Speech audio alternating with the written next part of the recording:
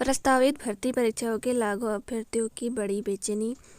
UK 80 की पिछली 13 भर्ती परीक्षाएं संदेह के दायरे में है। एसटीएफ और विजिलेंस की इनकी जांच कर रही है। दूसरी तरफ भर्ती परीक्षाओं में हुई धांधली की गाज आयोग के अधिकारियों पर भी गिरने लगी है। पूर्व सचिव संतोष बड़ोनी को निलंबित किया जा चुका है, तो पूर्व परीक्षा नियंत्रक नारायण सिंह धांगी की भूमिका संदेह के घेरे में है। इस सबके बीच विभिन्न सरकारी विभागों में 4,650 पदों को भरने के लिए आयोग की 7 प्रस्तावित भर्ती परीक्षाओं पर संकट के बादल मंडराने लगे हैं। इससे इन भर्ती परीक्षाओं के लिए आवेदन करने वाले 3.5 लाख अभ्यर्थियों की बेचैनी भी बढ़ गई है। भ्रष्टाचार रोकने को लोकायुक्त की नियुक्ति करे। आरटीआई क्लब के अध्यक्ष डॉक्टर बीपी मैथानी ने मुख्य सचिव को पत्र लिखकर प्रदेश में व्याप्त भ्रष्टाचार को रोकने के लिए लोकायुक्त की नियुक्ति करने की मांग की। मुख्य सचिव को भेजे गए पत्र में डॉक्टर मैथानी ने कहा कि भर्ती घोटालों की जिस तरह परतें खुल रही हैं, उनसे उत्तराखंड की छवि धूमिल हो रही है। का भरोसा सरकार व शासन पर उठने लगा है। उन्होंने कहा कि भर्ती घोटाले को लेकर जनता की निगाह सरकार पर टिकी है। सरकार को चाहिए कि इस मामले में या तो सीबीआई को सौंप दी जाए या हाईकोर्ट की निगरानी में उच्च स्तरीय कमेटी गठित की जाए। यूके 80 का पेपर लीक करने और मोटी रकम लेकर नकल करवाने के मामले में सामने आने से न केवल परीक्षा देने वाले लाखों युवाओं का भविष्य पर कुठाराघात हुआ है, बल्कि प्रस्तावित 7 भर्ती के अभ्यर्थियों की बेचैनी भी बढ़ गई है। उनमें आगामी परीक्षाओं के आयोजन को लेकर संशय है। यूके 80 की ओर से अभी तक परीक्षाओं की कोई तिथि निर्धारित नहीं की गई है। उत्तराखंड बेरोजगार मंच बॉबी पवार का ये कहना है। इन भर्ती परीक्षाओं पर संकट। पुस्तकालय सहायक रिक्तियाँ 220, आवेदन यहाँ पर 4,20,399। पटवारी की परीक्षा रिक्तियाँ 521, पुलिस आरक्षी 1521 पद हैं इसमें, और वन आरक्षी 894 पद। पुलिस दूरसंचार हेड कांस्टेबल के 272 पदों को भरने के लिए लिखित परीक्षा हो चुकी है। शैक्षिक दस्तावेजों की जांच बाकी है। तो इन परीक्षाओं पर संकट। वन दरोगा भर्ती परीक्षा में धांधली पर 6 लोगों के खिलाफ मुकदमा। सीएम ने दिए निर्देश। साइबर थाने में दर्ज हुई एफआईआर, एसटीएफ को सौंपी जांच।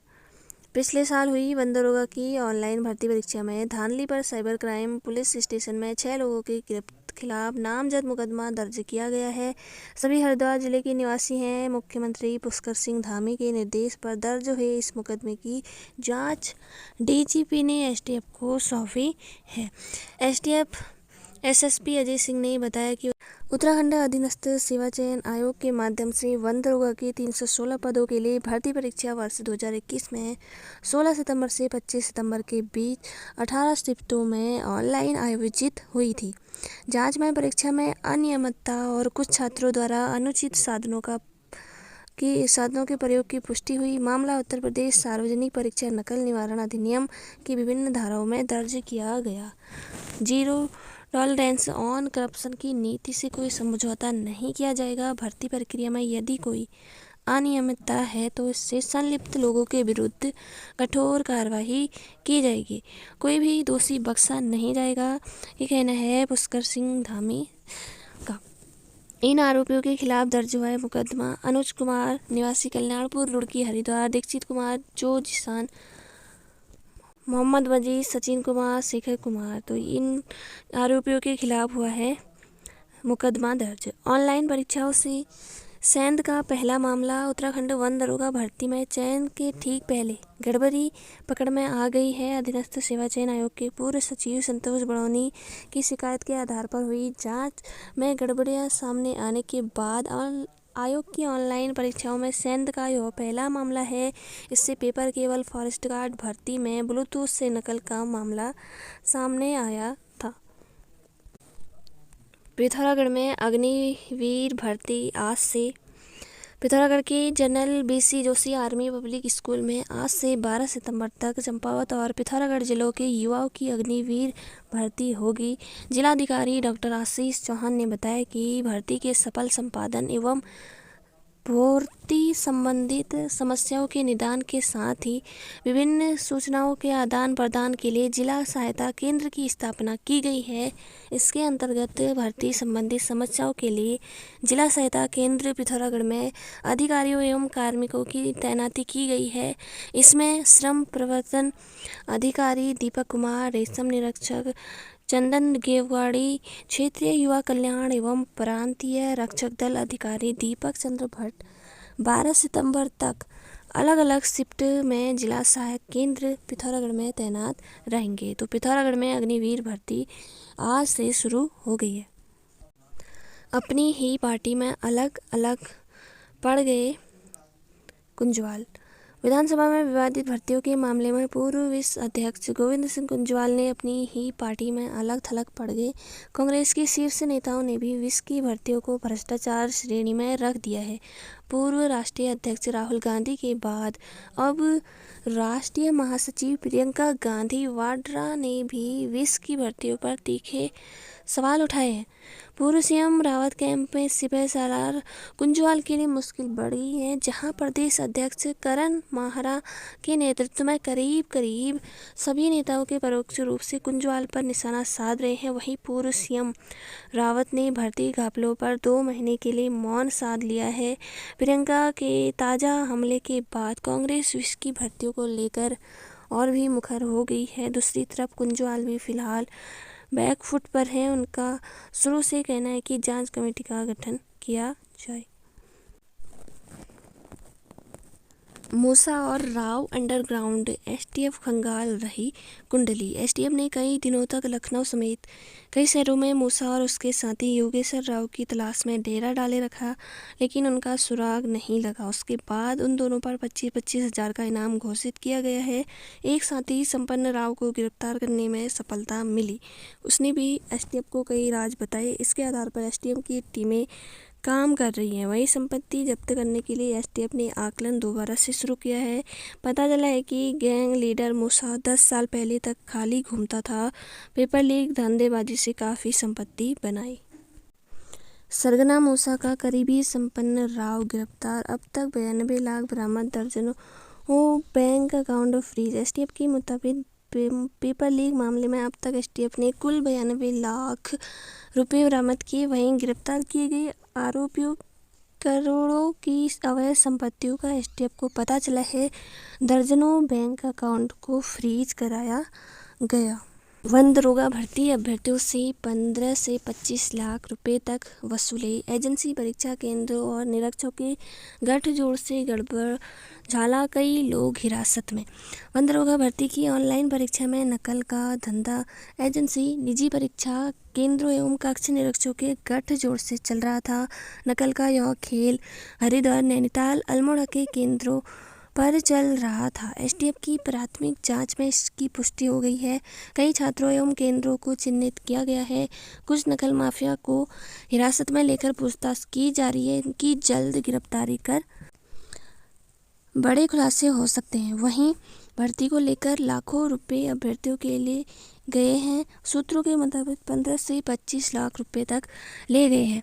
यूके SSSC की ओर से यह परीक्षा कराई गई थी। रविवार रात दरोगा राजेश ध्यानी की ओर से केस दर्ज कराया गया था। सूचना विभाग से जारी मीडिया बयान में जताया गया कि परीक्षा कराने वाली एजेंसी में शख्स NSEIT लिमिटेड की संलिप्तता होने के साक्ष्य प्राथमिक जांच में मिले हैं। वहीं कुछ निजी संस्थानों की जांच पर परीक्षाएं हुई, उन्हें भी चिन्हित कर लिया गया है। इस ऑनलाइन नकल माफिया गैंग में हरिद्वार देहात, पश्चिमी यूपी और दिल्ली के लोग शामिल हैं। इस गैंग में निजी संस्थानों में जहां सेंटर थे, ऑनलाइन परीक्षा कराने वाली एजेंसी के कुछ लोग, कक्ष निरीक्षक एवं परीक्षा से जुड़े कुछ लोग जांच में संदिग्ध पाए गए हैं। दाग एजेंसी को ठेका देने पर कटघरे में आयोग। NSEIT एजेंसी MP में प्रोफेशनल एग्जामिनेशन बोर्ड द्वारा कराई गई परीक्षाओं में विवादित रही है। PEB द्वारा आयोजित वरिष्ठ ग्रामीण कृषि विस्तार अधिकारी, नर्सिंग समेत 3 भर्तियों को निरस्त करने में एजेंसी पर भी कार्रवाई हुई। विधानसभा भर्ती के दस्तावेज 8 घंटे खंगाले।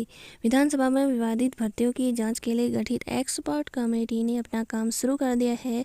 रविवार को अवकाश होने के बावजूद कमेटी ने करीब 8 घंटे तक विधानसभा में डेरा डालकर कर्मचारियों की भर्ती से संबंधित दस्तावेजों की जाँच की। विधानसभा अध्यक्ष रितु खंडूरी ने विवादित भर्ती मामलों की जाँच के लिए शनिवार को 3 सदस्यीय एक्सपर्ट कमेटी का गठन किया। इसमें से रिटायर्ड नौकरशाह DK कोटिया और SS रावत सुबह रविवार 10:15 बजे से ही विधानसभा पहुंच गए थे। दोनों ने ही शाम 5 बजे तक यहां भर्ती से संबंधित दस्तावेजों की जांच की। कोटिया और रावत ने विधानसभा में नियुक्त प्रक्रिया से जुड़े दस्तावेज और नियमावली मंगाकर उसका अध्ययन शुरू कर दिया है। कमेटी ने भर्तियों से जुड़े सभी दस्तावेज अपने नियंत्रण में ले लिए हैं। उधर कमेटी के तीसरे सदस्य अवनेंद्र निहाल सोमवार को देहरादून पहुंचने के बाद कमेटी से जुड़ेंगे। कमेटी छुट्टी पर भेजे गए सचिव मुकेश सिंघल को भी तलब करने जा रही है। सिंघल के प्रमोशन के में भी विवाद है, हालांकि अभी उसका कार्यालय नहीं खोला गया है। कमेटी के सदस्य SS रावत ने बताया कि सिंघल का कमरा अध्यक्ष ने प्रशासनिक आधार पर सील किया है, इसका कमेटी से कोई संबंध नहीं है। CM धामी के आदेश पर दर्ज कराया गया मुकदमा। वन दरोगा परीक्षा घपले में मुकदमा। साल 2021 में वन दरोगा की ऑनलाइन परीक्षा कराई भर्ती परीक्षा में धांधली के मामले STF ने दून साइबर थाने में मुकदमा दर्ज करा दिया है। मुख्यमंत्री पुष्कर सिंह धामी के आदेश पर यह कार्रवाई की गई है। मुकदमे में 6 अभ्यर्थियों 3 केंद्रों के नाम शामिल हैं। वहीं एजेंसी एवं एक अन्य केंद्र की भूमिका संदिग्ध बताई गई है। मुख्यमंत्री धामी ने ऑनलाइन माध्यम से कराई गई वन दरोगा भर्ती की जांच के लिए DGP अशोक कुमार को दिए निर्देश। इस पर DGP ने मामले की जांच STF को सौंप दी थी। अब STF की जांच में धांधली की पुष्टि होने के बाद वन दरोगा की ऑनलाइन परीक्षा के मामले में केस दर्ज करा दिया गया है। परीक्षा में धांधली की पुष्टि के बाद साइबर थाने में दर्ज कराया गया मुकदमा। 6 भर्तियों और 3 केंद्रों के नाम भी शामिल, एजेंसी केंद्र की भूमिका भी इसमें शामिल। अग्निवीर भर्ती के लिए 2 भाइयों ने फर्जी दस्तावेज से बनाए स्थायी प्रमाण पत्र। जांच में खतौनी और बिजली के बिल में की थी छेड़छाड़।